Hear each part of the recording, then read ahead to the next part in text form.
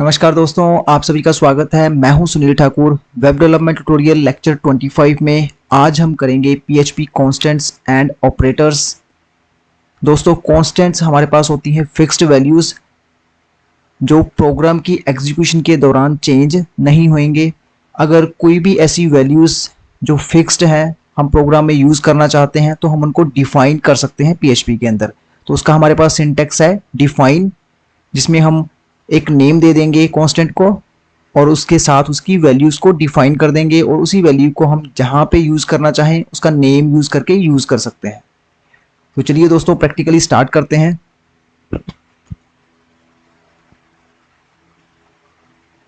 Programme में मैंने यहाँ पे हेडिंग h1 टैग में लिख दिया है पीएचपी कांस्टेंट एंड ऑपरेटर्स, ताकि स्टार्टिंग में हमारा पीएचपी कांस्टेंट एंड ऑपरेटर्स लिखा आ जाए। ये एज इट इज कैरेक्टर्स हमारे डिस्प्ले हो जाएंगे। पीएचपी ब्लॉक के अंदर इको हमारे पास प्रिंट स्टेटमेंट है।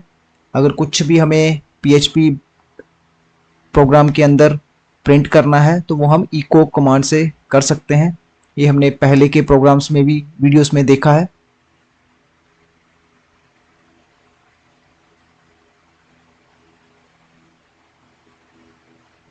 अभी हम यहाँ पे एक कांस्टेंट वैल्यू को डिफाइन करते हैं। डिफाइन, उसको नेम दिया है मैंने यहाँ पे कंपनी, और उसकी जो वैल्यू है वो मैंने लिख दी सेंसिस टेक्नोलॉजीज। अब यहाँ पे भी मेरे को ये वैल्यू यूज करनी है तो मैं उसको एज अ आइडेंटिफायर जो है कांस्टेंट फिक्स्ड वैल्यू पे यूज कर सकता हूँ, इको कंपनी। तो इसकी जो आउटपुट आएगी वो क्या है, सेंसिस टेक्नोलॉजीज आ जाएगा। तो आप देखेंगे यहाँ पे जो हेडिंग 1 टैग के अंदर दिया था पीएचपी कांस्टेंट एंड ऑपरेटर्स वो लिखा आ गया। उसके बाद पीएचपी ब्लॉक स्टार्ट हुआ हमारा, वहां पे पीएचपी कांस्टेंट्स लिखा था वो आ गया।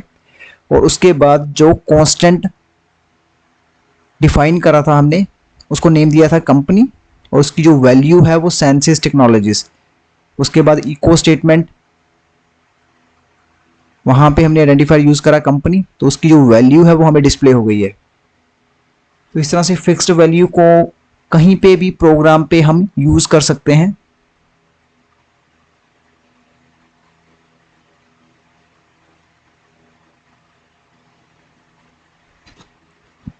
एक दो लाइंस यहाँ पे और इको स्टेटमेंट में डिस्प्ले कर देते हैं।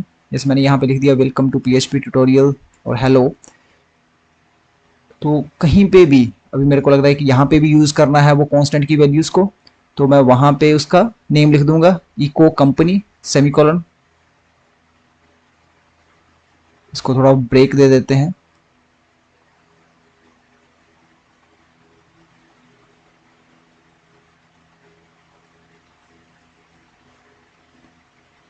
तो आप देखेंगे यहाँ पे भी आपको यूज करना है, वहां पे यूज कर सकते हैं आप। मैंने लास्ट में भी यूज करा है और एक पहले भी स्टेटमेंट में है, तो वो हमारे दोनों वैल्यूज को क्या डिस्प्ले कर रहा है।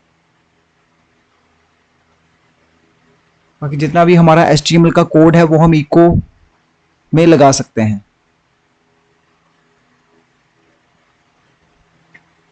तो इस तरह से प्रोग्राम के अंदर कहीं पे भी हमें कांस्टेंट वैल्यूज को डिफाइन करना हो तो हम इजीली कर सकते हैं उसको।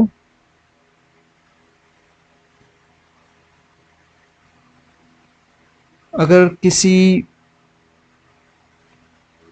आइडेंटिफायर में हमें मल्टीपल वैल्यूज चाहिए हों तो वो हम एरे की फॉर्म में भी डिफाइन कर सकते हैं। तो मैंने यहाँ पे हेडिंग दे दी है उसको इको में पीएचपी कांस्टेंट एरे डिफाइन। तो यहाँ पे जो नेम है कांस्टेंट को वो दिया है लैंग्वेजेस। तो लैंग्वेजेस काफ़ी होती हैं तो यहाँ पे मल्टीपल वैल्यूज आ जाएंगी। मैंने जैसे यहाँ पे प्रोग्रामिंग लैंग्वेजेस के कुछ नाम लिख देता हूँ मैं, सी प्लस प्लस, जावा,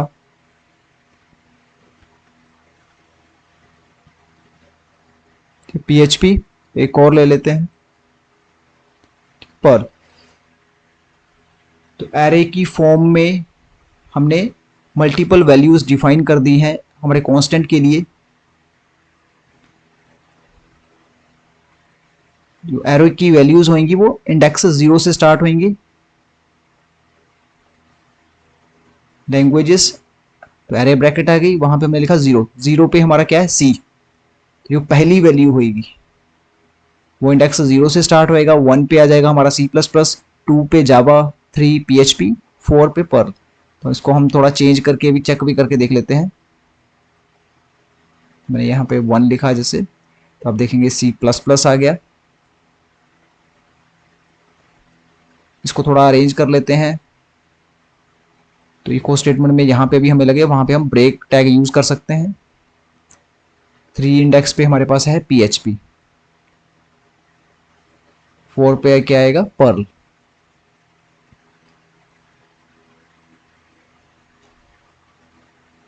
इस तरह से हम कांस्टेंट में कांस्टेंट एरे यूज करके मल्टीपल वैल्यूज को भी डिफाइन कर सकते हैं। उसके अब एक करते हैं दोस्तों PHP operators. Operators are use to perform operations on variables and values. यहाँ पे हमारे पास काफी ऑपरेटर्स हैं, arithmetic, assignment, increment, decrement, logical, string and comparison operators.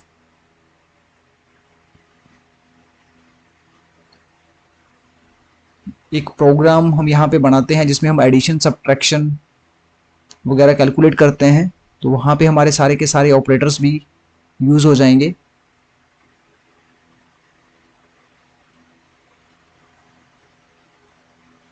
Print statement लगाई इको, उसमें हमने टेक्स्ट दे दिया है ऑपरेटर्स, वो एज इट इज डिस्प्ले हो जाएगा। इससे पहले के प्रोग्राम्स में हमने देखा है वेरिएबल्स को किस तरह से डिक्लेयर करना है। $A से हम वेरिएबल डिक्लेयर कर सकते हैं, उसको वैल्यू असाइन कर दी 12, 14, $C is equal to $A plus $B। तो हमारा जो सम है वो $C वेरिएबल में है, तो यहाँ पे हमने echo sum is equal to dot as a concatenation operator use कर रहे हैं। तो हमारे यहाँ पे एडिशन ऑपरेटर भी यूज हुआ है, असाइनमेंट ऑपरेटर भी है और डॉट ऑपरेटर भी है।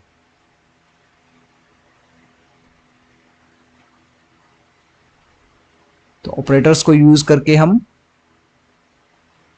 जो हमारा प्रोग्राम है वहां पे वैल्यूज के साथ उनको यूज कर सकते हैं और अपनी रिक्वायरमेंट के हिसाब से प्रोग्राम में उनको यूज कर सकते हैं।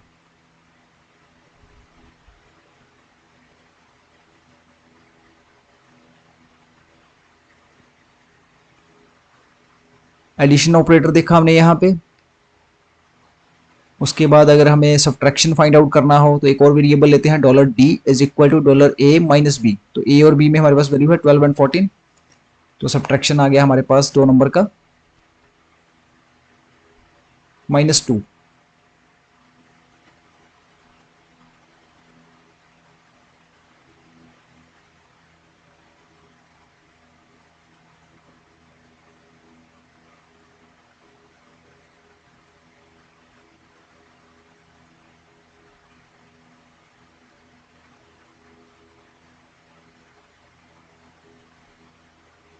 जहाँ पे भी बोल्ड, इटैलिक, अंडरलाइन, फॉन्ट कुछ भी टैग देना हो वो हम इको स्टेटमेंट के अंदर दे सकते हैं। सारे के सारे HTML टैग्स को हम यहाँ पे यूज कर सकते हैं।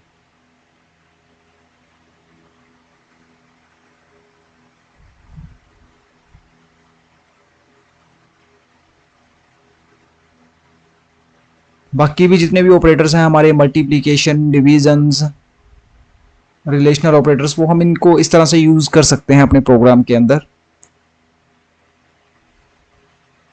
उसके आगे multiplication dot as a concatenation operator. तो मल्टीप्लिकेशन जो हमारी वैल्यू है वो $E में है, $E आ गया यहाँ पे।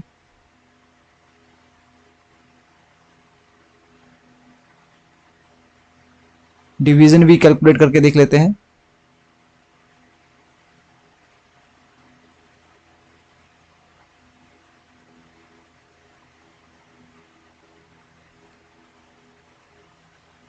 एक और वेरिएबल लेना पड़ेगा, $F is equal to $A divide $B। तो हमारा जो डिवीजन है वो $F में है, तो यहाँ पे डिवीजन के आगे हमारा क्या $F वेरिएबल आ गया। तो अभी आप देखेंगे यहाँ पे हमारे पास डिवीजन भी आ रही है। वैल्यूज को आप चेंज करके भी प्रोग्राम को चेक कर सकते हैं। तो जैसे ही वैल्यू को चेंज करेंगे हमारा सम, सब्ट्रैक्ट, मल्टीप्लिकेशन, डिवीजन सभी में ऑपरेशंस परफॉर्म हो रहे हैं।